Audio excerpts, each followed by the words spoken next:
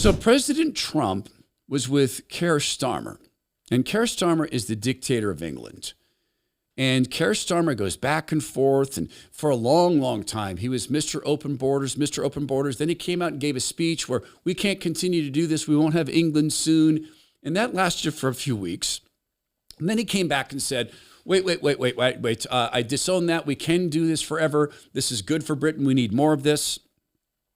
He's a guy who refused to prosecute this mass trafficking of girls in England and all of this unaliving and horrible treatment of these girls that continues this day. Tens of thousands, maybe more girls. He was one of the guys who refused to prosecute that. He's been taxing farms out of existence, family farms in England. He's been taxing them out of existence through increased VAT taxes, etc. Farmers are protesting this and saying that the end of English farming is near. He's prioritized these ridiculous solar farms over some of the beautiful rolling hills in his country. He's prioritized all of this stuff that has now driven food prices up, the choices of where you get your food down. And this plays into the hands of big companies like Bill Gates' companies and the Monsantos and the Bayers of the world who want all the food to come from their factories. Keir Starmer knows who he serves. It's just sometimes he needs to give lip service to actually serving the people. So Keir Starmer and President Trump had a discussion about getting rid of the real estate inheritance tax on family farms. We've got to fix that problem. We can't simply live with that problem. So it's a very different situation. Well, we ended the estate tax. There is no estate tax on farmers. So when a parent leaves their farm, because again, a lot of these farms, they don't make a lot of money, but it's a way of life, and they love their way of life, and they love that dirt. That dirt is. Keir Starmer's body language is so beautiful. He looks so uncomfortable. Please continue, President Trump. The most beautiful thing they've ever seen. They love it. I mean, they're farmers. They love doing it. They don't know how to do anything else, but they don't want to do anything else. I speak to farmers. I say, would you like to live in my penthouse in Manhattan? It's the most beautiful. No, sir, I want this farm. And what happens is, we were losing a lot of people. They'd borrow money to pay the estate tax, and they were not able to pay it. And some banks are ruthless. They wouldn't do anything, and they would end up committing. We have totally ended the estate tax in those situations. So there's no estate tax. So when a parent leaves the farm to the kids, they don't have to worry about their local, possibly unfriendly banker coming in and stealing their farm. Keir Starmer looks so incredibly uncomfortable. And President Trump stands in great contrast here to Mayor Bloomberg. Remember when Bloomberg was running for president and said it's easy to be a farmer? All you do is stick your hands in the dirt and dig a hole and plant the seed, spit on it, and boom, farm. People should learn how to code. Well, that's some fantastic news because farms are life. And independent farms are key to maintaining human life because I don't want the corporate farming to take over entirely. And then there's this. In England, they've been testing something that I don't know the rules here on the YouTubes. Can I talk about cloud seeding? Yeah. What about manipulation of the, we're allowed to do that? There's an article from a very right-wing organization. Researchers quietly plan to test to do something about the weather. The right-wing organization is Politico, and I'll share this with you in a second because to me, this is one of the battles of our time. Everything needs sunlight to grow, including great coffee. My friend Tim Cruikshank is the founder and CEO of Bone Frog Coffee. This is a bag of one of the latest blends. It's called Extortion 17. And he writes about the blend, Extortion 17, this single origin Samaritan roast characterized by its full body and low acidity. Its flavor is wild, rich, and earthy with a slight hint of chocolate in the aftertaste. That's all true. It's also true that this bag honors a team of people that were lost. Their lives were lost in the largest loss of life in the history of the Special Forces community. Included here is also the service dog. There's a brief story on the back about what happened. You should research the rest of the story because Tim is a retired Navy SEAL. He still has non-disclosure agreements with the Department of Defense and the Pentagon, so he's limited as to what he can say.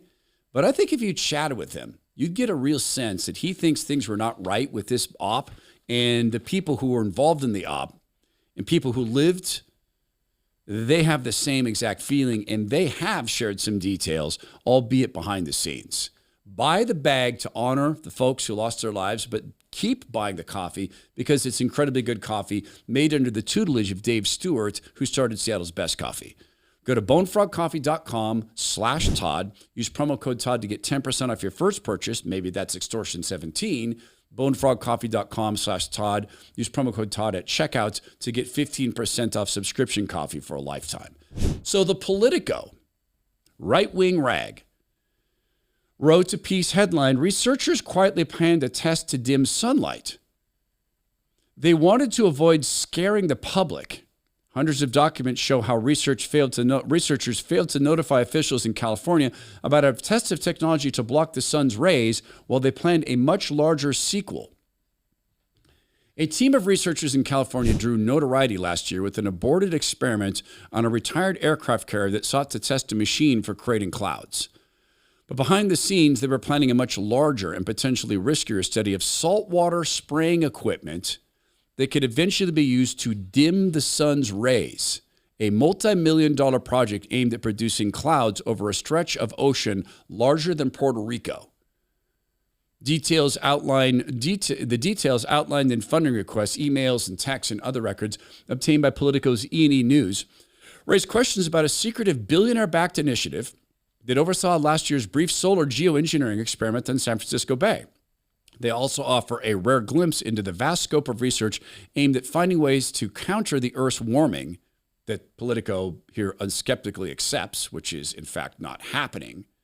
Work that often occurred outside public view. Oh, it often occurred?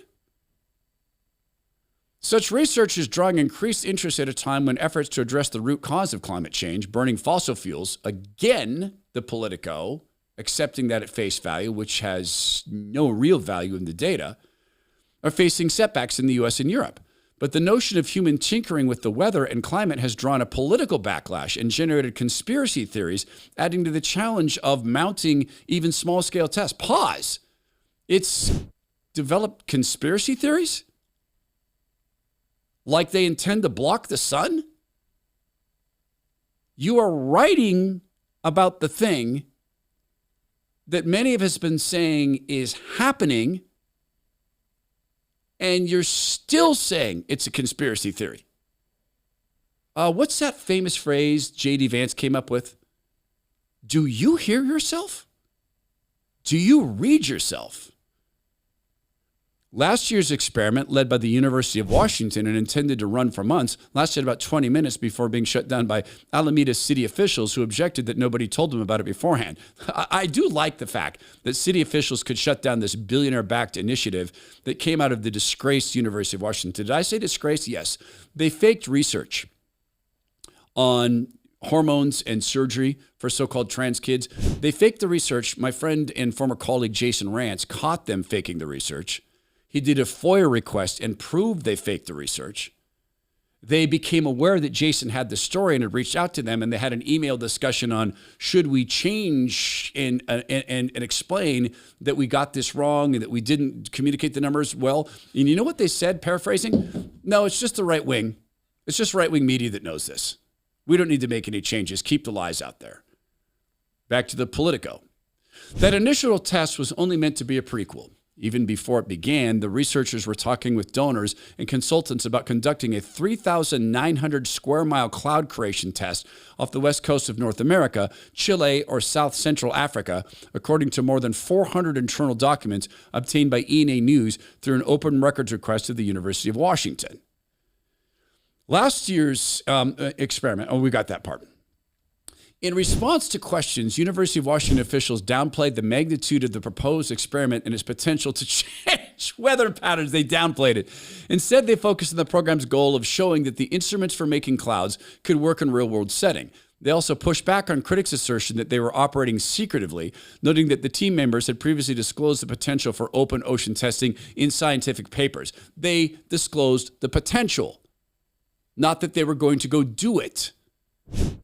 The program does not recommend, support, or develop plans for the use of marine cloud brightening to alter weather or climate. Sarah Doherty, an atmospheric and climate science professor at the University of Washington, who leads the program, said in a statement to E&E News. She emphasized that the program remains focused on researching the technology, not deploying it. There are no plans for conducting large-scale studies that would alter weather or climate, she added. What does large scale mean?